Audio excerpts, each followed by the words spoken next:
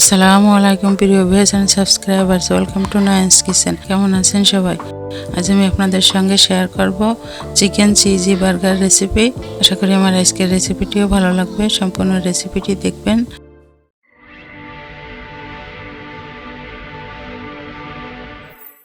আমি এখানে slice cheese নিয়েছি, বার্গার বান, লেটুস পাতা। এখন বানগুলোর মাঝ বরাবর কেটে 2 ভাগ করে নিব। চিকেনের কিমা নিয়েছি আমি এখানে 1 কাপ পরিমাণ।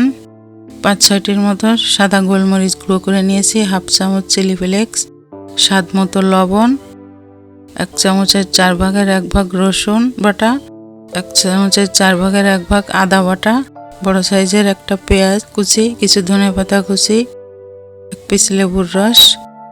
এগুলোকে দিয়ে চিকেনের কিমাটাকে ভালো করে মেখে নিব। এখন দিব 1/2 চামচ সয়া সস। সয়া সসটা দিয়েও ভালো করে কিমাটা মেখে নিব। 1 চামচ ভাজা জিরার গুঁড়া। সবকিছু ভালো করে মেখে নেওয়া হয়ে গেলে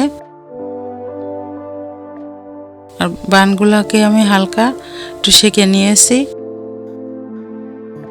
চিকেনগুলোকে কাবাবের শেপ আকারে নিয়ে এখন ভেজে নিব। তার জন্য প্যানে 2 টেবিল চামচ পরিমাণ সয়াবিন তেল দিয়েছি। তেলটা গরম হয়ে গেলে এখন এগুলোকে ভেজে নিব।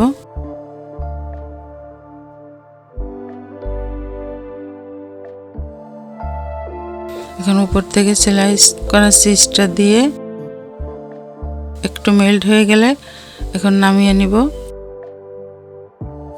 এখন উপর থেকে টমেটো সস দিয়ে দেব 1 চামচ পরিমাণ।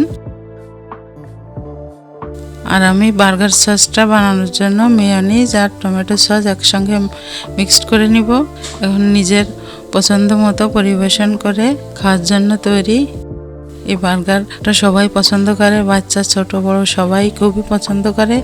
বাচ্চাদের টিফিনেও এভাবে ঘরে খুব সহজেই তৈরি করে দিতে পারবেন।